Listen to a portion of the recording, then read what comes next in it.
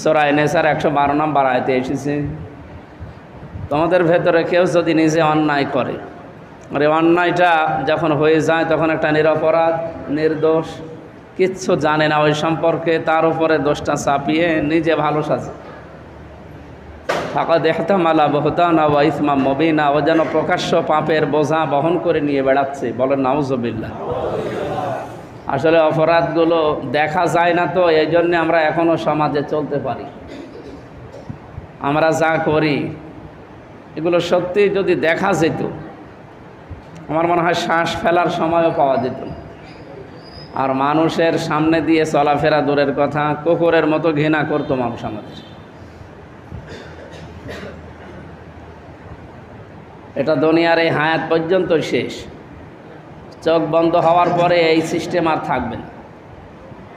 চোখ বন্ধ হওয়ার পরে সিস্টেম আলাদা হয়ে যাবে। যে যেই ধরনের অপরাধী ছিল দুনিয়া, তাই অপরাধটা আল্লাহর এই 3.5 হাত বডির ভেতরে ভাসিয়ে তুলবেন। কেউ যদি চুরি করে খাওয়ার অভ্যাস, তাদের চোর যারা, সে যে কোনো ধরনের চোর হোক, ওর কপালে ওটা লেখা থাকবে। যারা ডাকাত, বিশেষ করে মানুষের সম্পদ যারা ছিনিয়ে নেয়, ডাকাত বলে, সন্ত্রাসী বলে, চাঁদাবাজ বলে, ছিনতাইকারী বলে, জিনিস সব একই। একটা হাদিস পড়ছিলাম, বিশ্বনবী মুহাম্মদ রাসূলুল্লাহর কাছে একজন আরব ব্যক্তি এসে আরজ করছে, ইয়া রাসূলুল্লাহ আরাআইতা ইন জাআ রাজুলুন ইউরিদু আখযা মালি। হযরত আবু হুরায়রা থেকে হাদিসটি বর্ণিত, মুসলিম শরীফের 257 নম্বর হাদিস। লোকটা এসে বললেন, হে নবী, আমার সম্পদ যদি কোনো ছিনতাইকারী, সন্ত্রাসী, চাঁদাবাজ এরা যদি নিয়ে যেতে চায়, আমি কি কিছু করতে পারি? নবীজি জবাব দিলেন, ফালা তুতিহি মালাকা, তোমার সম্পদ তুমি দেবে না। লোকটা আবার প্রশ্ন করছেন, ক্বালা আরাআইতা ইন ক্বাতালানি। এই হাদিসকে আমি এখন বানালাম, আপনারা যেভাবে তাকিয়ে আছেন মনে হচ্ছে আমি হাদিস বানাচ্ছি। 1500 বছর আগের কথা এটা। আর আমার মনে হচ্ছে নবীজি এইমাত্র এই খাজানগর কবরহাট দেখে বলি গেল যে আমার নিজের কষ্টার্জিত সম্পদ, আমার নিজের বাপদাদার জিনিস, আর একজন এসে জোর করে নিয়ে যাবে, দেওয়াই লাগবে। মনে হচ্ছে জোর বাবারটা। ওই লোকটাও এসে এই কথাই বলেছিল, হে নবী, আমি তখন কি করতে পারি? নবীজি বললেন, তোমার মাল তুমি দেবে না। লোকটা তখন প্রশ্ন করছে, সে যদি আমার সাথে মারামারি করে, প্রশ্নবোধক চিহ্ন এটা, ও যদি আমার সাথে মারামারি করে তখন আমার কিছু করার আছে? আল্লাহর নবী বললেন, ক্বালা কাতিলহু, তুমিও তার সাথে মারামারি করবা। কাতালা শব্দ না দিয়ে যদি মারামারি শব্দ আল আরবিতে আরও আছে, ওই শব্দটা দিলে এই অর্থ আসতো না। কতল শব্দ শুনলে আমরা মনে করি যে কিছু না কিছু ঝামেলা আছে, মারামারি আছে, এরকম কিছু না। আল্লাহ রাব্বুল আলামিন পৃথিবীর মানুষের চরিত্র তো জানেন, এই জন্যে মানুষকে ঠান্ডা করার জন্যে কঠিন কিছু বিধান দিয়েছেন। ওমা রমাইতা ইদে রমাইতা ওয়ালাকিন্নাল্লাহা রমা ওয়ালিয়ুবলিয়াল মুমিনিনা মিনহু বালান হাসানা। এই সমস্ত আয়াতগুলো দিয়ে এখানে রমাইতার শব্দের জায়গায় যদি কতালতা দেন, কতালতা দিয়েও আয়াত আছে। হে নবী, আপনি এই যে বালি নিক্ষেপ করলেন হিজরতের রাতে, এটা তো শুধু আপনি সামনের দিকে নিক্ষেপ করেছিলেন, বাকি চারিদিকে কাফেরদের চোখে এটা পৌঁছিয়ে দিয়েছে আমার কুদরত। আপনি তো দায়িত্ব পালন করেননি, আপনি শুধু সামনের দিকে মেরেছিলেন। তো সামনে যে 2-4টা কাফের ছিল তাদের চোখে বালি যাওয়ার কথা, চারিদিকে যে এখনও 22 জন দাঁড়িয়ে আছে, ওদের চোখের ভেতরে পৌঁছিয়েছে কে?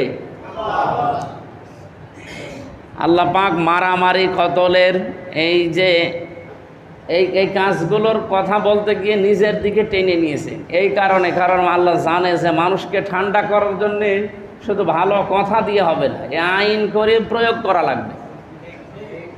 বাইরের যতগুলো দেশে আমি গিয়েছি, ওই সমস্ত দেশে শান্তি পেয়েছি এই কারণে ইসলামের আইন তারা 100 ভাগ মানে না, কিন্তু যে আইনই আছে তারা আইন মেনে চলে, এই জন্যে তাদের শান্তি আছে। সে যত বড় ধনী মানুষের সন্তান হোক, যত বড় পাওয়ার আলা মানুষের সন্তান হোক, ও আইন মেনে চলতে বাধ্য, যদি না মানে তারও বিচার করা লাগবে। আর বিচার যদি দেখে যে প্রধানমন্ত্রীর ছেলের বিচার হচ্ছে, তো ভ্যানালার ছেলে কি এমনি পা টাইট হয়ে যাবে। এমন এমন জায়গাগুলো দিয়ে পার হওয়া লাগে, আর এমন ভয়ঙ্কর রাস্তা, গা সমসম করে। মালয়েশিয়া বাংলাদেশের চাইতে প্রায় 5 ডবল বড়, এত বড় বিশাল দেশ। সৌদি আরব এই দেশের চাইতে 14 ডবল বড়। পুরাটা আমি ঘুরেছি। মানে আল্লাহর ভয় ছাড়া মানুষের অন্তরে, তা তো আমাদের এই যে বাড়ি ঘর বাদে, আর ওদের তো কোনো মরুভূমি, পাহাড়, পাথর আর পাম গাছ। হাজার হাজার মাইল যাওয়ার পরে হয়তো 200, 300, 400, 500, 600 কিলো যাওয়ার পরে একটা বাজার বাদে। বলেন তো, এই যে 400, 500, 600 কিলোমিটার মরুভূমির রাস্তা দিয়ে, পাহাড় 2 দিকে, মাঝখানে রাস্তা, ওখানে তো মনে হয় আজরাইল যেতেও 2 দিন লাগার কথা। এইরকম ভয়ঙ্কর জায়গায় কোনো ভয় নেই, এটা আল্লাহর ভয় ছাড়া। কেউ যে এসে আমার কাছ থেকে কিছু ছিনিয়ে নেবে, হ্যাঁ ছিনিয়ে নেয় না তা না, আছে পরে কারা, ওই ভারতের কিছু মানুষ আছে, আর পাকিস্তানের কিছু মানুষ আছে, আর বাংলাদেশের কিছু মানুষ বুঝে ফেলেছে। এরা এখন এই গোপনে গোপনে পাহাড়ে মাহাড়ে থাকে যারা, তারাই উল্টাপাল্টা কাজ করে। তাছাড়া ওরা, আমি যাদের সাথে মিশেছি, এদের চরিত্রও এরকম না। আমি মালয়েশিয়া ইন্টারন্যাশনাল ইসলামিক ইউনিভার্সিটি, যেটা এই যে এখানে হওয়ার কথা ছিল, আমাদের ভাগ্য খারাপ, এই জন্য এখান থেকে চলে গেছে এরশাদ চাচার ওই মারামারি করার কারণে। ওটা আমাদের এই বিশ্ববিদ্যালয় চাইতে কমপক্ষে 20 ডবল বড় হবে। তো বড় বিশাল এরিয়া পাহাড়ের ভেতরে। আমি পুরাটা 3 দিন ধরে ঘুরলাম শুধু। 120টা দেশের ছেলেমেয়েরা ওখানে পড়াশোনা করছে। কত যে খরচ, সারা বিশ্বের আন্তর্জাতিকভাবে স্বীকৃত, কত টাকা আসতেছে বিশ্বের বিভিন্ন জায়গা থেকে। ইসলামিক যত সংস্থা আছে তারা অর্থ সম্পদ ওখানে যোগান দিচ্ছে। বড় বড় স্কলার ওখান থেকে বের হয়। আমি একটা জিনিস দেখছিলাম, যার সাথে হেঁটে যাচ্ছিলাম, ওর বাড়ি হচ্ছে ইন্দোনেশিয়া। ও আমারে বলছে, শায়েখ বাড়ি তো আপনার বাংলাদেশে, তো এই জায়গায় এই যে মোবাইলটা পড়ে আছে, এই রাস্তা দিয়ে যদি শুধু বাংলাদেশ আর ভারতের ছেলেমেয়েরা না যায়, তাহলে এ মোবাইল এখানে কিয়ামত পর্যন্ত পড়ে থাকবে, কেউ নেবে না। এই কথা বলে কি আমার সম্মান বাড়িয়েছে, না আমারে আরো মাটির সাথে মিশিয়ে দিতে?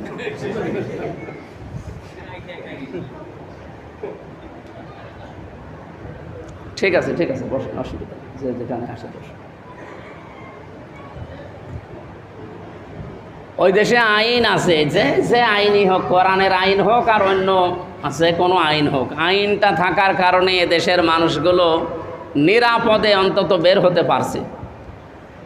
পৃথিবীতে নিরাপত্তা পাওয়ার জন্য শুধু আইন মুখে বললে হয় না, আইনটা বাস্তবে কার্যকর করা লাগে। ওরা কার্যকর করেছে মুসলিম দেশগুলোতে, ওমানে, এরপরে তুরস্কে, অন্যান্য যতগুলো দেশে গেছি দেখেছি তারা শান্তি পাচ্ছে শুধু আইন মানার কারণে। আমাদের দেশে আইন মানার প্রবণতা নেই। এই জন্যে মানুষের চরিত্র কি এটা তো আমরা না জানলেও যিনি বানিয়েছে তিনি জানি না। উনি এই জন্য এরকম কঠিন বিধান দিয়েছে। মারামারির নাম শুনলেই আপনি খারাপ মনে করবেন না, কারণ মারামারি না হলে অনেকের চরিত্র ভালো হয় না। সাহাবী যখন প্রশ্ন করছেন এ কথা নবীজি বললেন, এ কথা কি নবীজির নিজের না আল্লাহ বলতে বলছেন?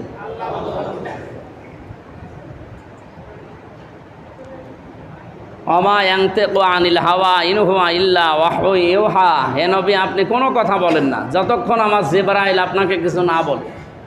আর জিবরাইল ততক্ষণ কিছুই বলে না যতক্ষণ আমি জিবরাইলকে কিছু বলতে না বলি। তাহলে এই যে কথাটা সরাসরি আল্লাহর কথা যদিও না হয়, ইনডাইরেক্ট, এটা কার কথা? ওহি 2 প্রকার হয়, ওহি গায়রে মাতলু আর ওহি মাতলু। কোরআন শরীফ যেহেতু এটা মাতলু আল্লাহর পক্ষ থেকে সরাসরি, আর হাদিস যেগুলো এগুলো রসুলকে আল্লাহ বলতে বলেছেন, এই জন্যে তিনি বলেছেন, না যে বলতেন না। তাহলে সে লোকটা মাল নিতে আসবে, কারোর সম্পদ ছিনিয়ে নেবে, ডাকাতি করে, ছিনতাই করে, চাঁদাবাজি করতে আসবে, ওরে এমনি এমনি বলেন ভাই নিয়ে যান নাকি? নবীজির হাদিস মেনে চলতে হলে অবশ্যই তা আপনাকে বাধা দেওয়া লাগবে।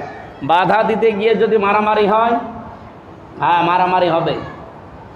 সাহাবী বললেন, হে ওই লোকটা বেদুইন যেহেতু আরব লোক, কলা আর আইতা ইন কতালানি একালিপটা আন আছে। হে নবী আপনি কি বলেন? আর আইতা এটা হরফে ইস্তেফহাম, প্রশ্নবোধক চিহ্ন, ইন্টারগেটিভ সেন্টেন্স। এটা ওই আরব বেদুইন লোকটা বলছে, হে নবী আপনি কি বলেন? এখানে প্রশ্নবোধক একটা চিহ্ন আছে, এরপরে একটা আছে আশ্চর্যবোধক চিহ্ন। এই যে একটা লম্বা দাগ দিয়ে নিচে ফোঁটা দেওয়া, এটা কি? লোকটা আশ্চর্যবোধক চিহ্ন দিয়ে ডাক দিয়ে বলছে, হে নবী আপনি কি বললেন? যদি সে আমাকে হত্যা করে ফেলে, মারামারি করতে গিয়ে মেরে ফেলে? আল্লাহর নবী বলেন, ক্বালা ফাআনতা শাহীদ, এই মাল রক্ষা করতে গিয়ে তোমাকে যদি মেরেও ফেলে তুমি শহীদ। এ বাংলাদেশে নিজের সম্পদ রক্ষা করতে গিয়ে এই 1 বছরে বহু মানুষ জীবন দিয়েছে। এরা তাহলে কি বলেন তো? এমনকি এই 54 বছরেও যারা নিজের সম্পদ, নিজের সম্মান, আবার বলছি নিজের সম্মান এবং নিজের সম্পদ, নিজের বেঁচে থাকার অধিকার, এগুলো রক্ষা করতে গিয়ে যারা জীবন দিয়েছে এরাও শহীদ। শহীদ শুধু জিহাদের ময়দানে গিয়ে দিন রক্ষা করার জন্য যারা জীবন দেয় এরাই শহীদ হয় না। শহীদ 7 প্রকার। কয় প্রকার? এই যে আপনি এই দেওয়ালের পাশ দিয়ে হেঁটে যাচ্ছেন, হঠাৎ দেওয়াল পড়ে চাপা পড়ে মরে গেলেন, আপনিও শাহাদতের মর্যাদা পাবেন। পানিতে ডুবে যদি কেউ মারা যায় সে শাহাদতের মর্যাদা পায়। কেউ যদি আগুনে পুড়ে মারা যায় সেও শাহাদতের মর্যাদা পায় যদি ঈমান থাকে।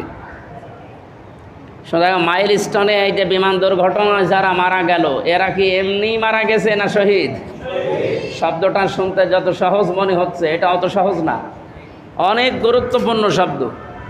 শহীদ যদি দুনিয়ায় কেউ হতে পারে, আল্লাহ তাআলা নিজে কড়া আদেশ দিয়েছেন, ওয়ালা তাকুলু লিমা ইউকতালু ফি সাবিলিল্লাহি আমওয়াত বাল আহইয়াউ ওয়ালাকিন লা তাশউরুন।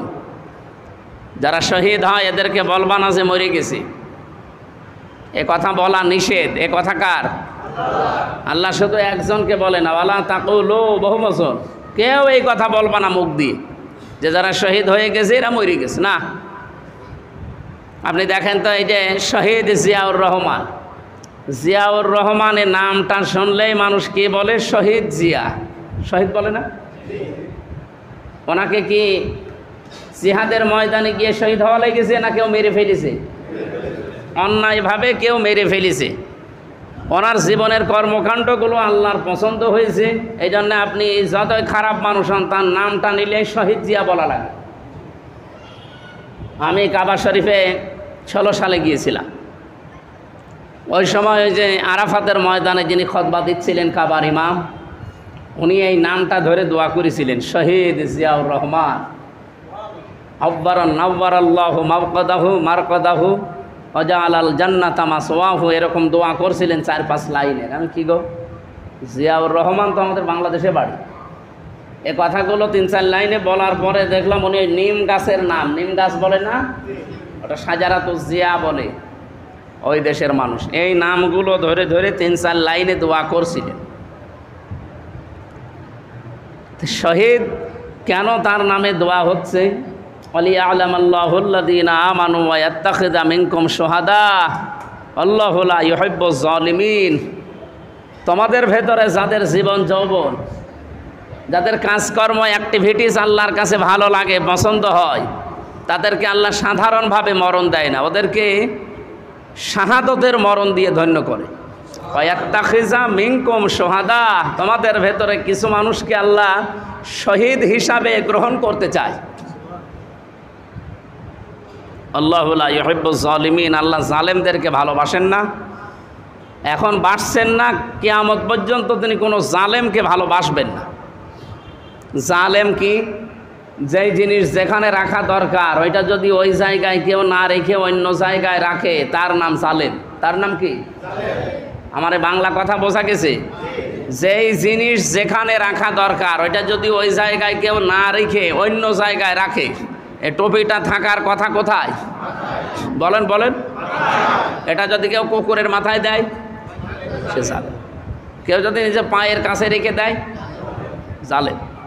আমি যে স্যান্ডেল পরে আসলাম, এই স্যান্ডেল থাকার কথা কোন জায়গায়? ওটা যদি আমি মাথায় নিয়ে ঘুরি সব সময়, স্যান্ডেলের ওপরে জুলুম। তাহলে জালেম কি আপনি বাংলায় বুঝেছেন? যেই জিনিস যেখানে রাখা দরকার ওটা যদি ওই জায়গায় কেউ না রেখে বিপরীত কোনো জায়গায় রাখে তাহলে সে জালেম। কিয়ামতের দিন জালেম আজ-জুলুম যুলুমাত ইয়াউমাল কিয়ামা, সবচাইতে বেশি অন্ধকার হবে জালেমদের আশপাশে, ও নিজের শরীরের পশমও দেখতে পারবে না। আমি এখান থেকে যে মাসলাগুলো নিয়ে আসতে পারি, বাংলাদেশে এখন সর্বোচ্চ জায়গা হচ্ছে সংসদ ভবন, যেখান থেকে এই 18 কোটি মানুষের ভাগ্য পরিচালিত হয়। কথা বুঝতেছে? তাহলে আমাদের উচিত হবে এখন সবচাইতে উঁচু জায়গায়, এ পৃথিবীর সবচাইতে উঁচু জিনিস যেটা কালিমাতুল্লাহি হিয়াল উলিয়া আল্লাহু আজিজুন হাকিম, আল্লাহর কালেমা, আল্লাহর কথা, আল্লাহর কোরআন সবচাইতে উঁচু। এ কথা কার? সূরা তাওবা এসেছে 40 নম্বর আয়াতে। আল্লাহ বলেন, আমার কথার চাইতে উঁচু কথা দুনিয়ায় আর কারো কথা নেই। এত বড় কথা কেউ বলতে পারে না। এত বড় গলা, এত বড় কথা দুনিয়ায় কারো বলার সাহস আছে? কারণ আপনি বলবেন কি করে? আপনার পেছনে তো শুধু ময়লা। আপনি যা বলতে যাবেন ওই কাজ আপনি নিজেই করেন। এই জন্য উঁচু গলায় কথা বলার যোগ্যতা লাগে। এটা বলতে পারে কে? শুধুমাত্র কে বলেন তো? কালিমাতুল্লাহি হিয়াল উলিয়া আছে, সবচাইতে উপরে থাকবে আল্লাহর কথা। আমরা এগুলো এই 54 বছরে দেখি নাই। উপরে দেখেছি বিভিন্ন মরা মানুষকে টাঙিয়ে রাখে। কেন? ওখানে আল্লাহু আকবার লিখে রাখতে পারেন না? এটা কি রাজনীতি? যদি মনে করেন হ্যাঁ এটাই রাজনীতি, আপনি মুসলিম দাবি করবেন আর উপরে আল্লাহর এই আয়াতটা রাখতে পারেন না, লা ইলাহা ইল্লাল্লাহ রাখতে পারেন না? অন্তত যারই চোখ পড়বে সে একবার কালেমা পড়বে। এই যে উপরে উঠতে গেলে আল্লাহু আকবার বলা লাগে, নিচে নামতে গেলে সুবহানাল্লাহ বলা লাগে। এক সাহাবী এরকম জোরে জোরে পড়ছিল। বিশ্বনবী বললেন অত জোরে বলার দরকার নেই, মনে মনে বললেও হবে, কারণ আমার আল্লাহ তুমি যাকে ডাকতেছো উনি বধির না, উনি যে শুনতে পায় না তা না, সুতরাং পড়লেই হবে।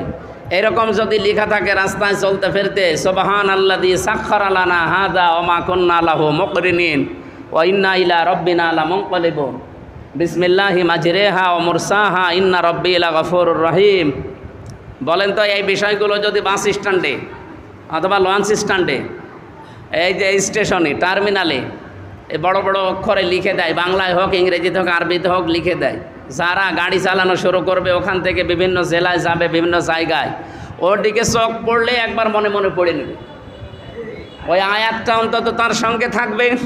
আর এক একটা অক্ষরের সাথে কমপক্ষে 70 জন করে ফেরেশতা থাকে। এক একটা আয়াতে কত অক্ষর আছে? এই আয়াতটা পড়ে যখন যাবে আল্লাহ নিচে ফেরেশতা দিয়ে তাকে রক্ষা করবে। আমি বাইরের মুসলিম দেশগুলোতে বেড়ানোর সময় দেখি রাস্তার পাশে পাশে এগুলো লেখা আছে, সুবহানাল্লাহ, আস্তাগফিরুল্লাহ আল্লাযী লা ইলাহা ইল্লা হুয়াল হাজ্জুল কাইয়্যুম ওয়া আতুবু ইলাইহি, অথবা আস্তাগফিরুল্লাহ ওয়া আতুবু ইলাইহি, এতটুকু লিখে দেয়। লা ইলাহা ইল্লা আনতা সুবহানাকা ইন্নী কুনতু মিনাজ জালিমিন, সুবহানাল্লাহি ওয়া বিহামদিহি সুবহানাল্লাহিল আযীম। এই কথাগুলো যখন লেখা থাকে, এমনি গাড়ি চালাচ্ছি তাতে কি, গাড়িতে বসে আছি, চোখ পড়লে একবার মনে মনে পড়া হয়ে যায়।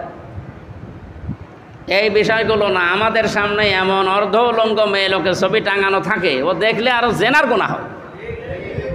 বলেন,